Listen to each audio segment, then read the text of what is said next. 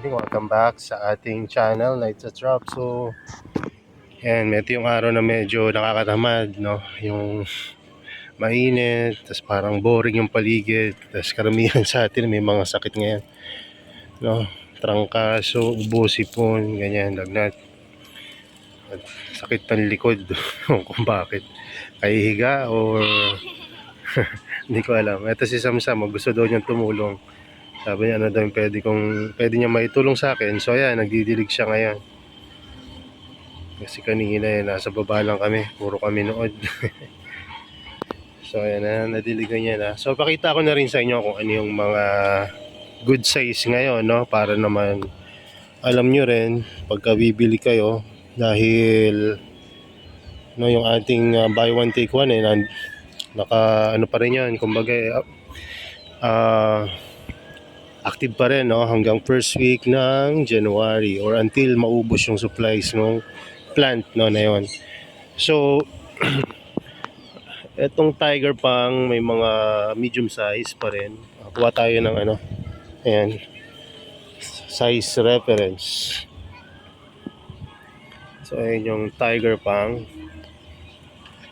At sabihin nyo lang pala kung hindi pa naka-post, no, kasi ilalagay natin. Yung iba dito kasi nailagay ko na.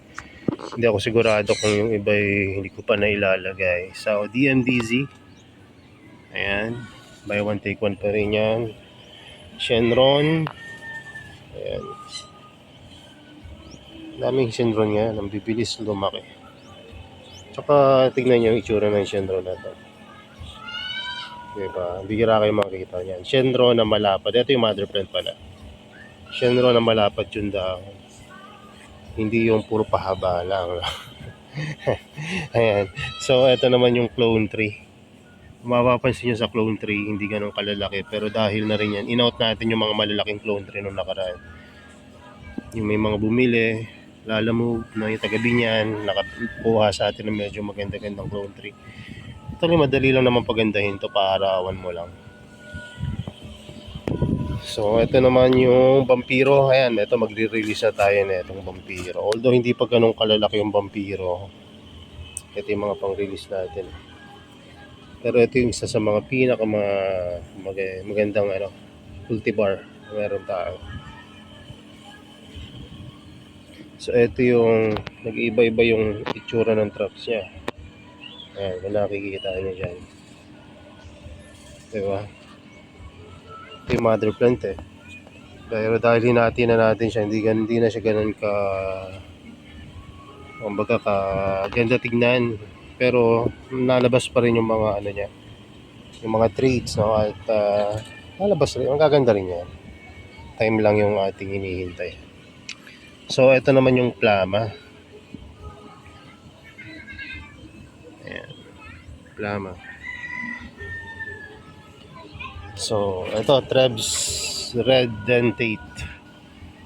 Ayan, Trebs Red Dentate. Ito yung mother plant ng Trebs Red, diba? So ako sa inyo, kumuha kayo ngayon dahil buy one take one din yan. Although mas maliit syempre yung previous.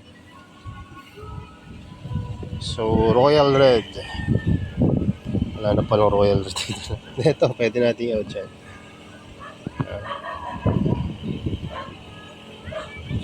So okay ka na? Basa ka na damit, magbihis ka na sa baba. Patay na natin. Gusto mo diligan yung baba? Ha? Ang water na perfect. So ayan, ito naman yung sunrise, diba? Sunrise, hindi na pumapangit ito ngayon. Ganda na ng sunrise natin. Lumilindol. Hindi ko alam pero pa puro lindol kasi nung nakarang araw kaya feeling ko lumilindol na. Ito naman yung Southwood. Ayan. Ayan.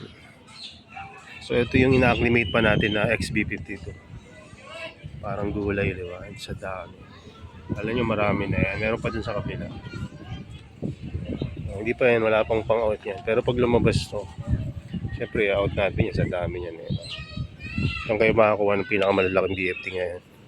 Maring first quarter next year, may out na natin to. Tapos, ito naman yung red microdent. Ito mother plant ng dalawa. So, ito yung mga pang-out. Ganyan lang naman yung mga sizes. Tapos, ito yung mother plant kung gusto yung makita.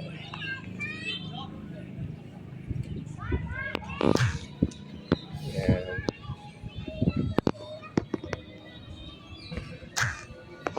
Bilis lang lumaki yan. Nalit lang to nung nakuha ko. So, ito naman yung clone 5. Kahit hindi ko nalagyan ng ano, malalaki sila ngayon. Yan, clone 5. Ito naman yung phalanx. Sa phalanx, malalaking binibigay ko kasi buy one take one. Isang malaki, isang maliit. So, ayan, phalanx. Ito naman yung Sec Giant. Sec Giant, no, ano na sila, medium size, malalaki na rin. Ayan, mabilis rin lumaki at dumami kasi nga giant variety or yung cultivar niya ay ano, green. Tapos malaki talaga. Tapos ito namang mga scarlatin natin. Ayan, malalaki na, magaganda na. Pansin na rin ni Mrs. na gumaganda na sila. At lumalaki. Ayan, nakapag-out na rin tayo ng ilan na ito. Ganda, oh. Alam nyo, kahit maraming bago ngayon, ito pa rin yung isa sa mga paborito kong cultivar. Kasi, biruin nyo, kahit tissue culture, hirap silang stable to. Kaya, mahirap, kumbaga, pababain yung presyo. Kasi kaya nilang i-tissue culture yung mga pure red, pure green, pero etong mga may batik na ganito, hirap sila eh. Pero syempre hindi naman imposible since sa tingin ko galing rin to sa tissue culture. So ayan, so ito naman yung mga seed grow natin. This week sigurado maipopropagate na natin to. O, pipili tayo dyan ng ilan, titingnan natin kung ilan yung makukuha natin dito na yung kakaiba yung traits. Pero may nakikita na akong ilan-ilan, no? Ito yung isa. Ayan, tingnan nyo yung traps niya, kakaiba, oh. Hindi siya tulad ng ibang mga BFT na maninipis yung ngipin. Ito talagang hindi siya dentate, hindi rin siya parang lashes na maninipis. Pero parang perfect eh describe ko sa kanya. Parang siyang perfect na BFT. Parang AI generated yung itsura, no? Ayan, isa yan. Tapos meron din dito ito. Isa naman, green siya na pag light na light yung green niya. Hindi ko alam kung sa ilaw, kung sa grow light, kung ano magiging itsura nito. Tsaka pansinin niyo yung gilid niya. Pantay na pantay yung gilid. Na parang DSXL na mas makitid yung yung ngipin. Yung side ng bibig. Paramihin rin natin to. Tingnan natin kung ano magiging itsura. Tsaka tingnan nyo yung traits niya. So malalaki na. Kakaiba rin eh. So 4 years na to, more or less 4 years na. Kaya sa tingin ko, time na rin to para maparami sila. Para pag 5th year na, may pang-out na tayo. Meron rin dito na halos mag-white rin. Tulad na itong isa. Pero, ayan nga, paparamihin pa natin. Ito doon, may mga sobrang lalaki naman. Tulad naman itong parang kaya niya nang kainin tong piso. Ayan ayun yung size. Hindi pa yun yung pinakamalaking traps. Alam ko nga na-propagate ko nun Eto tsaka yan, nasa side. Pero ayan, titingnan natin kung ano magiging natin dyan. Hatol natin dyan. Tsaka pansinin nyo to, 4 years na to, pero may mga gigante ng Venus flytrap sa gilid. Pero may mga nahuli talagang lumaki. Tulad ng mga yan, Hindi naman sa siksik sila.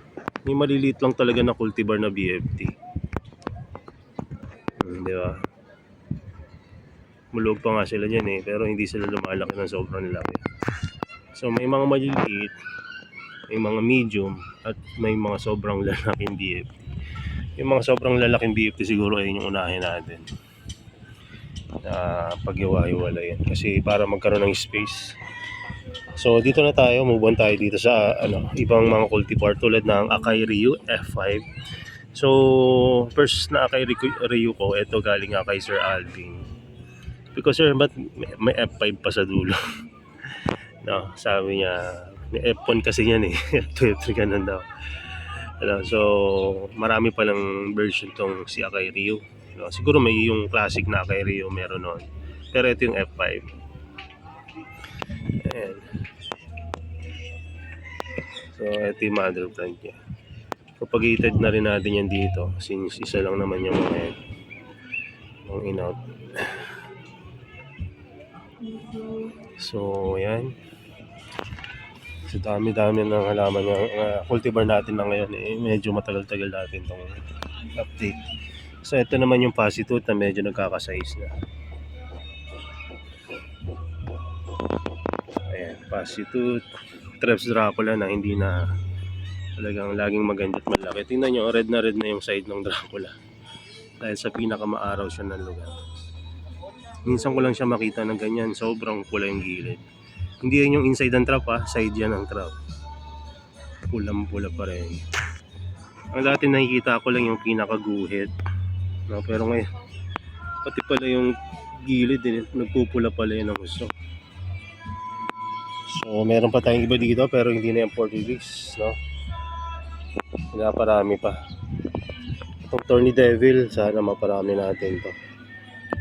Ang ganda rin yung traits na ito, nakita ko yung mother plant na ito. O ganda. So ito yung mga ilang mga XB52. Isang tray pa daw, tapos may halos 1/4 na tray. No, yung iba nga dito parang hindi na nabuhay yung mga propagation o maliliit eh. No, pero at least meron na tayong secured na 3 tray. Sana nga ma-secure natin yan na paparami. At next, etong cocolage. May tanong cocolage kung nagpupula ba daw to. O nagpupula to pero karaniwan ng kulay na ito, orange, peach, no? Pero ayan, minsan may nagpupula tulad na ito, halimbawa na isa. Ayan, cute na cocolage, medium size. Ang dami ngayon ng cocolage kasi sinipag mag-propagate si Mrs. na nakaraan. At papalaki na rin to ayun may mga ano na rin, traps na biglang nagja-jump yung size. Ayan. Tapos B52 na hindi na lumaki kasi laging may nabibili. No? So ayan. May nabunot dito na B52. Kaya tingnan ko kung okay ba sila. Siguro dahil nung nagdilig ako na hose yung ginamit ko. So ito naman yung ARPC. Ayan. So ayan, lalaki na ng ARPC. Soon siguro pag napuno na natin tong tray, babaan na natin yung presyo nito. Pero pag nakita nyo yung ganda nito pagka full sun, mabibilib kayo kasi upright rin to pero pandak. Tapos maugat siya. Bira ko na makakita ng BFT na yung petiole, kitang kita yung mga veins niya. Ayan. So yan. So ito naman yung polished Dracula. Dahil hindi siya ganun kabili tulad ng Trebs, no, ay kumbaga napapabayaan nating lumaki dito. Hindi naman papatalo sa ganda daw si polish dahil maganda rin naman, no? Yun yung mga classic na BFT na collection natin dati pa. Ito naman si Alien na marami na ring nag-acquire doon nakaraan. May isang beses, no, puro Alien yung bumili sa akin. Dahil lang Alien, medyo kakaiba rin yung traps niya. Although hindi natin talaga mapalaki ng gusto dito. Kahit yung ibang mga nagtitissue culture, aminado na yung mga ganitong size siya, ay hindi natin ma-achieve yung size na talagang malalaki. Siguro kailangan yung malamig na lugar. No, ito nga nakuha natin yung technique para mabuhay sila at maparami pagka wide yung planter. Pag nasa maliliit na planter kasi ito, nagde-decline yung health at namamatay. Kaya maganda siya kung malalapad yung paso niya. Pero ang maganda lang dito, ang bilis dumami. Kaya napakaganda niya pagka halimbawa terrarium or Tulad na ito, pampat, community pot na setup. No, nakita nyo yung mga hukay-hukay na yan. Ngayon yung mga mother plant natin na mga nabili na. Sa dami ng hukay na yan, ibig sabihin, marami na na-out. Kaya, ibig sabihin, mabilis dumami at saka mag-stable yung size. Although hindi siya talaga big size, yung size naman niya na medium, na-maintain niya. Actually, may mga iba dito na nagte-turn talaga ng pure red, no, pagka nasa full sun. Ayan, may mga papalabas na pure red na drops. So. Diba? May mga nag-aakala nga na itong alien na to ay hindi talaga galing sa mother plant. Yung alien na galing kay Jeremiah Harris ba yan? Kasi ang alien siya ngayon yung nangunguna sa Guinness Book of Record na biggest drop. Pero hindi ko lang alam kasi pang tissue culture dapat ano sila, identical yung kanilang genetic makeup. So ito naman yung SD Kronos na kaya ako nandito sa taas ngayon ay pinicturean ko dahil may mga interested. So dahil mabili rin siya, ganyan yung mga size niya ngayon, medium.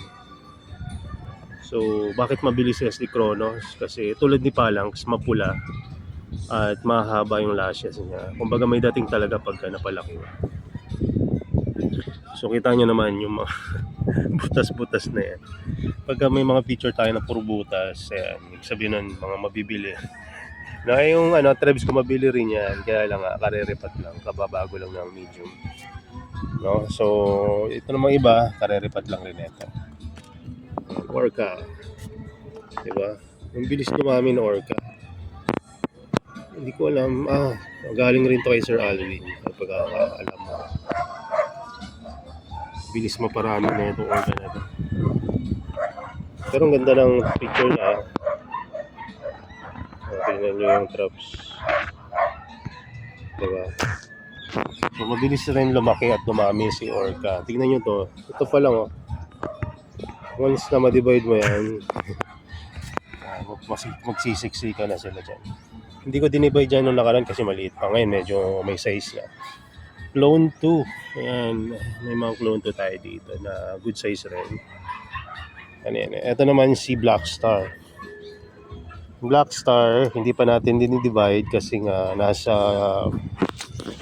stage pa lang siya ng dormancy. No, mapansin nyo, ayan, itsura ng galing sa dormant. Kumpol na maliliit na bansot, tignan. Pero once na magising na yan, puno yan. Tsaka ang lalaki ng Black Star. Kung may mga bumili sa akin dati, mag-comment kayo kung gaano nakalalaki yung Black Star nyo ngayon. At for sure, gising na yung mga Black Star nyo. Kasi yung iba sa inyo naka-grow light Pagka nakagising na to, ayan, biglang dami at laki. At haba talaga. Kasi upright to, itong mga Black Star. Kaya nga lang, nag-dormant siya. Hindi na natin kailangan i-propagate na kusang dumadami.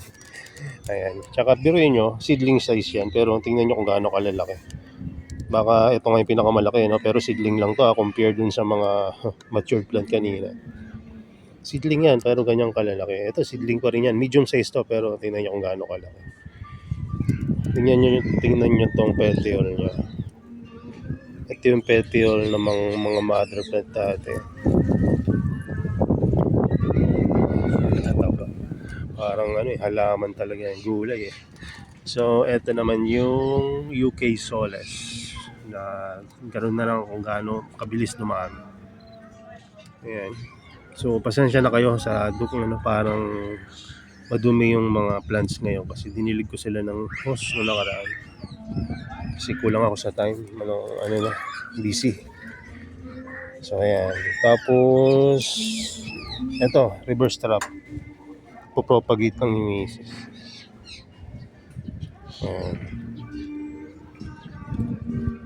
Kailangan na nga siguro palitan ng medium to pero sige lang, okay pa naman. Itong D6L kahit na walang, ewan ko kung nakapost pa to, alam ko hindi ko na to pinupost pero may nagre-request pa rin kaya hindi ko na talaga ma-i-out to. I think kailangan na nating i-phase out tong D6L na to. Total may mother plant na tayong bago.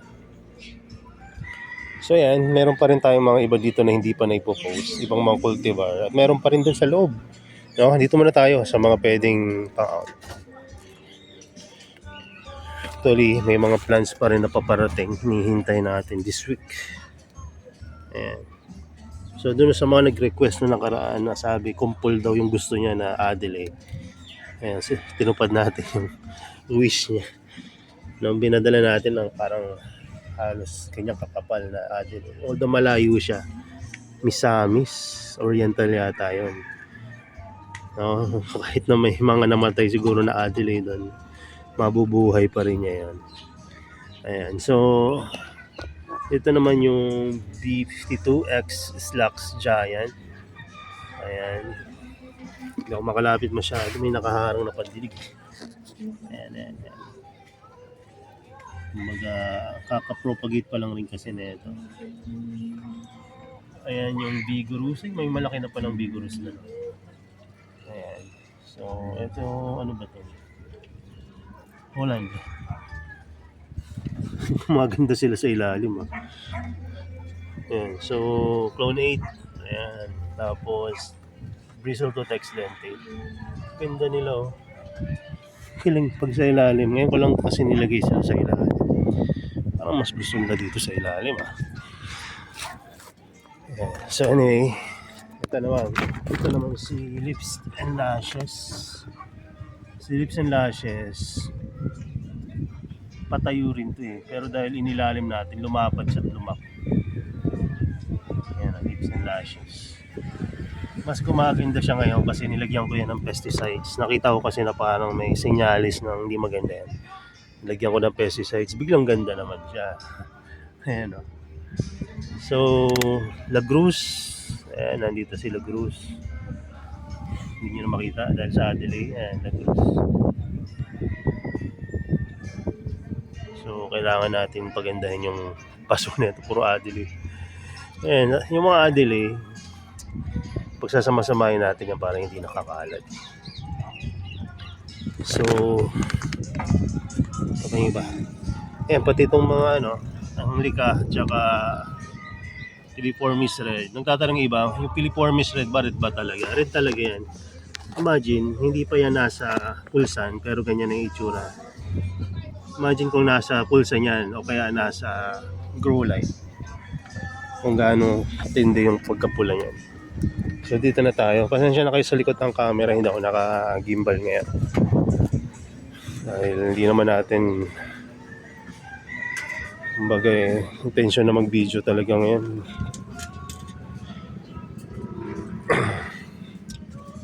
So dito na tayo sa mga for sale na Porphyria na seed grown. Ayan, sa seed grown ito, yung mga gustong mag-alaga ng Porphyria na seed grown, medyo unique, ayan, nandito. Sinabi kong unique kasi seed grown siya, pwedeng makuha nyo green, pula, or may mga batik dyan at iba't ibang klase pang traits. So ayan, buy one take one rin yan syempre. So ito yung mga newly acquired nating plants. Actually hindi na to new, hindi wala pa lang tayong time na ilipat sila. Ito yung D6L na magiging bagong mother plant natin. Ladinars, GJ Mabuza, Dr. Mabuza. Ito naman si Miss Femvici, Diabolic Horn yan, Indian Trap. Mali ang pagkakalibel ko. Nasanay na kasi tayo na trap yung daging surname niya. Ayan, tapos Troll. Ayan, may anak agad si Troll, Hindi ko pa pinapropagate yan. Kung mapansin nyo, may mga pesticides siya ngayon kasi pagkararating lang ng plants, lagi kong hanggat maaari nalagyan ko ng pesticides para kung may mga napasama, hindi nakakalat sa ating mga plants. Aurora Borealis. Ayan. At GC Ramsey. Ayan. Tsaka ito si Waifula na na-propagate na rin natin. Yung mag-focus ng camera ko. Ayan. Alam nyo, pag tuwing malapit ako makaipon ng pangbili ng bagong camera, Lagi may dumadating na gastusin, kaya hindi, ayaw ko. Gusto ko na sumukot, hindi na ako bibiling camera. Ayan. Tapos meron pala tayo dito yung RTS, kung natatandaan nyo, na puting-puti na nung nabalik dahil halos isang buwan yata, more or less isang buwan, bago na ibalik sa atin ni GNT. Natuluyan dahil sa sobrang basa. No, dinilig ko kasi ito ng gripo, kaya pansin nyo yung mga itsura nyo. Hindi talaga maganda na hose yung gagamitin nyo eh. Dapat talaga spray. Kung gagamit kayo ng gripo, gawin yung medyo sprinkle yung labas ng tubig. Ayaw nila nung sobrang lakas ng pressure. Ayan. Anyway, so dito naman na sold out na yung mga for sale natin na Heliampora. Kaya yan, ito na lang yung mga naiwan na kailangan natin i-divide para may bago tayong mga may pang out. Bakit hindi natin to pwedeng i-out? Pwede naman, kaya lang baka mamahalan kayo eh. Kasi bakit? No, multiple growth points na kasi lahat itong naiwan. So good na siya for magiging mother plant. Sabihin, pwede ko na i-divide to ng more than 2 or 3 plants pagka ginusto ko after few months. So kung ibebenta ko sa inyo to ng halimbawa 3K, siyempre baka mabigatan kayo. No, nabenta ko yung iba nakaraan mga ganitong size, buy one take one pa. So 1.5 to 2K, ganun yata yung bentahan ko. Pwede nyo sabihin na medyo mahal, pero quality yung pinag-uusapan kasi natin dito eh. Ayan, tulad yung mga ganyan. Yung sanay na sanay sa ganitong mapa-outdoor, indoor, na mga papaganda nyo to. Basta sundin nyo lang yung natin, guide. No? At kung hindi ko naman sinisikreto rin kung paano nyo to mapapaganda. No? Pati yung medium, yung secret sa medium, sinasabi ko rin. Ito hindi na secret yun. Sa mga video natin, dinidiscuss ko yun. Hindi ko nga lang nailalagay yung title kasi nga mga pang prevision sa mga ibang video ko na yung mga talaga nanonood hanggang dulo ng video. Minsan doon natin nalagay sa gitna or sa dulo yung mga secret na mga technique natin. No? Tulad na ito. No? Ito bandang dulo na to ng video. Isa sa mga sikreto dito ay yung medium. No, pangalawa yung humidity, dalawa lang yan. Pag nabigay nyo parehas yan, sigurado hanggang gaganda ng gusto rin yung mga plants niyo. Eh kung sabihin nyo indoor pa kayo, no, or mayroong kayong growing tent, hindi mas pupula pa yan at mas lalaki. Ito lang to, kumbaga natural light lang ang inalagay natin dito. Pero tingnan nyo kung gaano karaming growth point ang meron to. No? Ayan, pati mga propagation natin dating mother plant na ngayon, soon magiging ganyan na rin itsura niyan kung pababayaan lang natin. Tapos pag dinivide natin yan, puno na naman yung tray. So ayan, okay siya. Kaya yung mga nakabili nga ng buy one take one ngayon, swerte na kasi dalawang plants agad yung nakuha nila. At hindi lang dalawa, tatlo picture na marami-raming picture yung mga na-release ko nung nakaraan. Dahil nga nakuha na natin yung mga technique na kung paano alagaan paramihin tong Heliampora. Ayan. So yung una medium, pakita ko sa inyo. Ang medium nito ay halos pure perlite. Ayan, kung may sphagnum moss man, kakaunti. Tapos ano pa bang sabi ko sa inyo? Sa medium, mataas ang perlite. Tapos sa ibabaw, pure sphagnum moss, no? Tapos ang kanyang tubig ay laging may tubig. Kung magdidilig ako, pinapadrip ko or pinapasobrahan ko para siguradong bababa yung minerals ng Heliampora, yung tubig sa ilalim ng water tray. Bukod doon, humidity, hindi naman ganun kataas yung humidity dito kasi tingnan nyo, butas naman yan. Kulambo yan kabilaan. So, sakto lang. Sabihin natin mga 60% to 80% yung humidity dito or less. Yan, hindi pa rin tayo nakabili nung pang measure ng humidity. But anyway, ganyan lang yung setup. O, tingnan nyo banda dito. Ganyan no. Mas marami pa lang yung kita dito ng picture. Ayan. So, ayan naman. Dito naman sa mga Nepenthes. May mga nabili na rin. Kaya yung mga butas-butas rin dyan. Ibig sabihin niya na-out na natin. So, ang dami pa rin naman nila. Sorry sa kilos ng camera.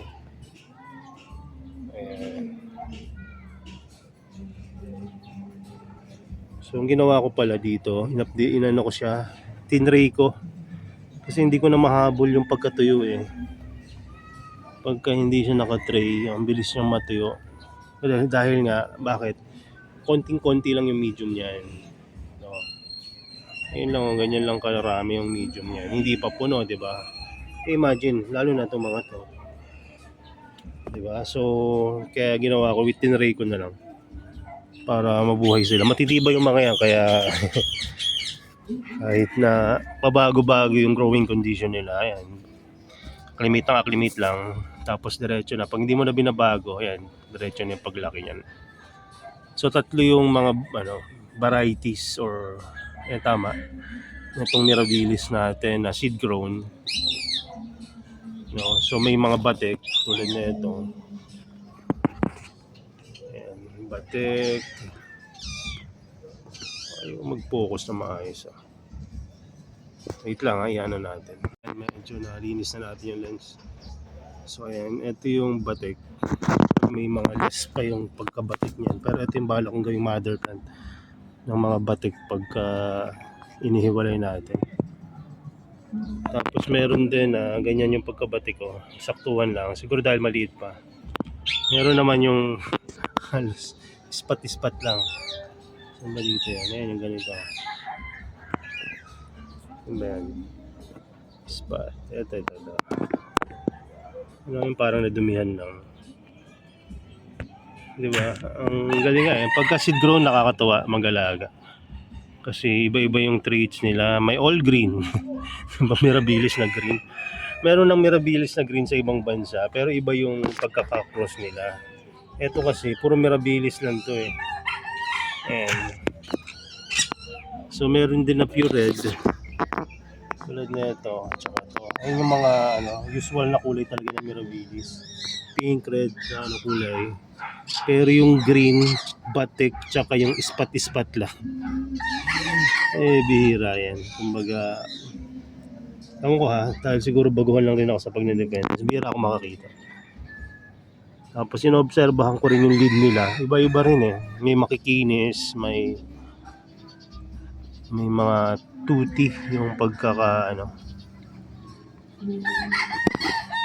tingnan nyo to. Maliit pa. Pero yung yung ngipin niya diba? Yung iba naman smooth lang. So yan. Yung mga seed grow natin andyan pa rin. No? May mga propagation na tayong mga bago dito. Susunod ko na rin siguro i-update pagka successful na.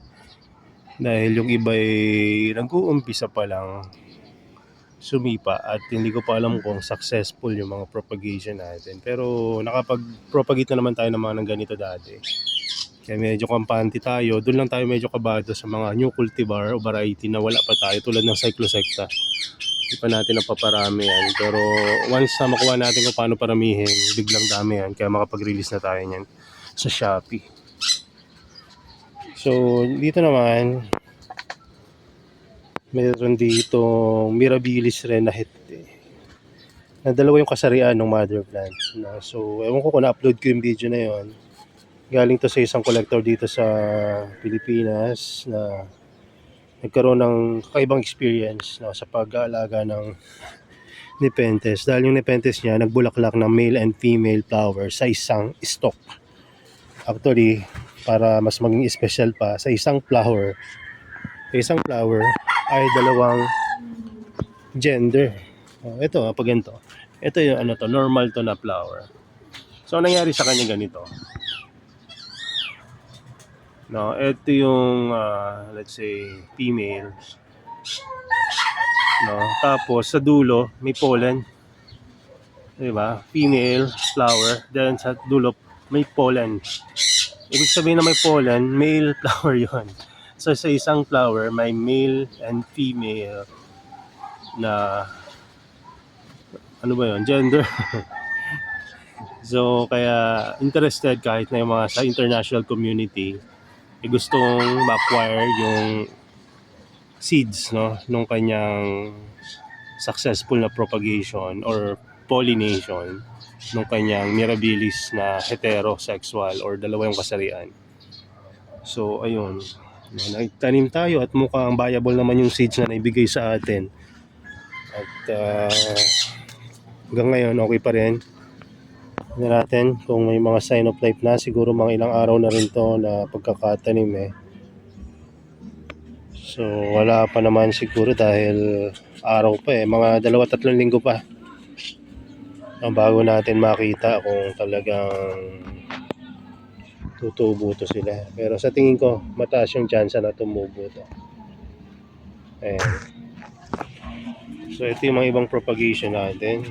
Ang napansin ko nung nilipat ko sa baba, dahil hindi sila nakaka-receive ng enough sunlight pero mas mataas yung humidity, no, hindi masyadong lumaki yung mga plants. Ang lumaki yung mga dahon, no, ayan, humaba yung mga dahon kasi kulang nga sila ng kulang sila ng liwanag. So ito naman yung mga lowlands, alata yata to. And so ito naman intermediate, yung Rhopcanthia and Truncata. Inaghalo ko yung Truncata kasi nga alam niyo na yung nangyari, 'di ba? Naghalo sila kaya hindi ko na binenta yung sa Truncata and Rhopcanthia. Pinaghalo ko na tinanim. Kaya ganyan na yung damo o yung seeds na tumubo. Anyway, ito pala, kung hindi nyo pa nakikita ito sa mga post ko sa Facebook, ito na yung Moranensis na tinanim natin na magkakasama. At ito yung X-Spider na ating pinropagate. Kaya hiwa-hiwalay na sila. Although may mga mother plant dyan, may mga good size rin na pang out. Ayan. Ilalabas ko na to ngayon or mamayang hapon. Ayan, para magsitayuan na uli kasi nandito sila ngayon sa lilim para mag-settle yung medium muna at yung roots tsaka ko sila ilalabas. Ayan, so alam nyo ba sa paghahalongkat ko na itong mga Moranensis na to, nakakita ako ng Cephalotus na sa tingin ko hindi typical. Bakit ko nasabi yun? Dahil sa mga naaalagaan ko dating Cephalotus, ito yung isa sa may mga malalaking mga leaf, no, at yung growth niya. Take note wala pa itong ugat na maayos. Tingnan ko kasi ugat na ito halos wala, maliit, napakaliit. Or halos wala nga roots eh. Pero magaganda yung growth niya, kaya sa tingin ko hindi to typical. Pero syempre dahil lost ID na to, unless maalala nung nagbigay sa akin na to yung kanyang ID, no? So typical pa rin siya. So ayan, so ito may mga bigay rin siyang plants na hindi ko alam kung anong klaseng plants to. Ito turtle back yata to na ewan ko kung anong klaseng halaman, alocasia ko. Hindi ko alam hindi ako hindi ako expert o wala akong experience sa pag-aalaga ng ganyan mga plants. Kasi siya, nagagawa siya ng terrarium. Sakto rin naman kasi tayo, nagbabalak tayong mag-try na mag-terrarium. So yan, salamat po sir. At good luck po at God bless sa inyong mga future plan. Kasi medyo naglaylo siya ngayon sa pag-aalaga ng carnivorous plant. Kaya niya binenta yung mga plants niya. Yan, so ito naman yung ibang mga Helianthera natin. So ayan. So yun lang muna siguro. At sa susunod mag-a-update ulit tayo ng mas malinaw. Kasi ngayon hindi tayo makapag-update na maayos. Noong una parang wala ako sa hulog ngayon maggawa ng mga video. So mas mahirap gumawa ng may tamlay, di ba? Baka yung nanonood sa akin ngayon makatulog na. So ayan, hopefully nasa mabuti kayong kalagayan. At kung lumabas-labas, maglakad-lakad, uminom ng tubig at mag-exercise pagpa-araw para tayo ay makarecover, no? At manalangin, mahalaga yan, lalo na sa panahon ngayon. Kera putok ng bulkan at kung ano-ano pa, no? So, hindi natin alam kung anong nangyari sa ating kinabukasan. Kaya mahalaga magpe-pray tayo.